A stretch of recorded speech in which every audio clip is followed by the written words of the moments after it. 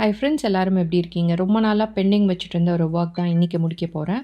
சிம்பிளாக ஒரு hair oil prepare பண்ண போகிறேன். நான் ஜெடாமன்சி அப்படிங்கிற ஒரு பவுடர் பர்ச்சேஸ் பண்ணியிருந்தேன். இதை பற்றி நிறைய கேள்விப்பட்டிருக்கேன். இது ப்ரீமெச்சூர் கிரேயிங்க்கு, அதே மாதிரி ஹேர் லாஸ், ஹேர் க்ரோத் இது எல்லாத்துக்குமே ஹெல்ப் பண்ணும் அப்படின்னு சொல்லிட்டு எனக்கு வேர் ஃபார்மேட்டில் கிடைக்கல. ஸோ நான் பவுடராக பர்ச்சேஸ் பண்ணியிருந்தேன். நான் இன்றைக்கி கோகோனட் ஆயில் வச்சு தான் இந்த ஆயில் ரெடி பண்ண போகிறேன்.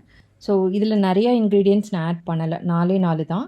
ஜெடாமன்சி பவுடர், அதுக்கப்புறம் ஹைபிஸ்கஸ் செம்பருத்தி பூ இருக்குல்ல, அது காஞ்சது, அதுக்கப்புறம் கறி லீவ்ஸு, ஃபைனலாக வெட்டிவேர். செம்பருத்தி பூ உங்களுக்கு அந்த ஒரு நல்ல ஷைன் கொடுக்கும் ஹேருக்கு, அதுக்காக ஆட் பண்ணியிருக்கேன். வெட்டிவேர் பார்த்திங்கன்னா டேண்ட்ரஃப்க்கு ஹெல்ப் பண்ணும். அதே மாதிரி உங்களுக்கு இப்போ பாடியில் ஹீட் ஜாஸ்தி இருக்குது அப்படின்னா அதுக்கு கூட உங்களுக்கு ஹெல்ப் பண்ணும். கறி லீவ்ஸ் எல்லாருக்குமே தெரிஞ்சது தான், ஹேர் க்ரோத், ஹேர் ஃபால் இது எல்லாத்துக்குமே ஹெல்ப் பண்ணும். இதுக்காக இது எல்லாமே ஆட் பண்ணியிருக்கேன். இந்த இன்க்ரீடியன்ட்ஸ் அப்படியே சோக் ஆகிறதுக்கு ஓவர் நைட் விட்டுட்டேன்.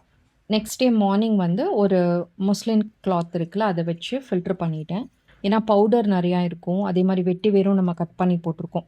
ஸோ அதனால் ஒரு துணி வச்சு ஃபில்டர் பண்ணிட்டேன். இது நீங்கள் அப்ளை பண்ணும்போது லைட்டாக ஹீட் பண்ணிவிட்டு அதுக்கப்புறம் அப்ளை பண்ணலாம். குளிக்கிறதுக்கு ஒரு 2 ஹவர்ஸ் முன்னாடி அப்ளை பண்ணிவிட்டு நீங்கள் ஹேர் வாஷ் பண்ணிங்கன்னா கண்டிப்பாக டிஃப்ரென்ஸ் தெரியும். ஸோ நீங்களும் இதை ட்ரை பண்ணி பார்த்துட்டு சொல்லுங்கள். இன்னொரு இன்ட்ரெஸ்டிங்கான வீடியோவில் மீட் பண்ணலாம். தேங்க்யூ ஃபார் வாட்சிங்.